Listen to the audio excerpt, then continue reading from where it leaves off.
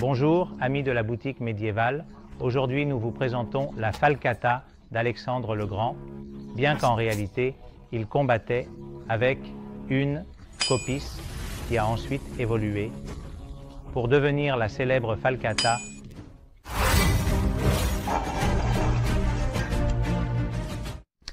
Cette arme était utilisée par la cavalerie grecque avec une énorme lance qui mesurait 3 mètres.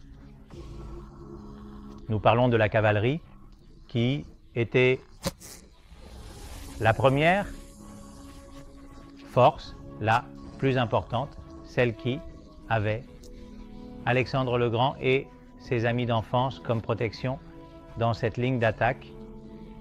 Bien qu'il soit vrai qu'il y avait ensuite d'autres cavaleries qui étaient celles qui, en première instance, luttaient contre l'ennemi.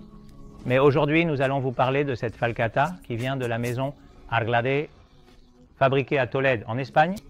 C'est évidemment une arme décorative, sinon je ne ferai pas ce que vous voyez, évidemment, bien que nous en parlerons dans une autre vidéo. Car dans de nombreux films, combien de films hollywoodiens avons-nous vus où ils passent l'épée comme ça? Quelque chose qui serait impossible s'il s'agissait d'une arme tranchante. Mais bon, c'est un autre sujet que nous aborderons déjà. Aujourd'hui, nous vous parlons de cette superbe Falcata décorative qui ne peut manquer dans aucune vitrine de ces collectionneurs et amateurs d'armes. Comme vous pouvez le voir, lame en acier inoxydable.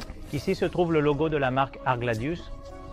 Et ensuite, ici, sur la poignée, la garde et le pommeau sont décorés tête de lion, poignée avec imitation, nacre, et ensuite elle a la garde en laiton.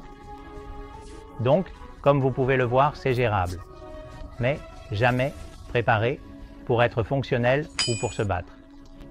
Pour l'accrocher et l'exposer comme un bon collectionneur, profitez-en bien. Amis de la boutique médiévale, à la prochaine.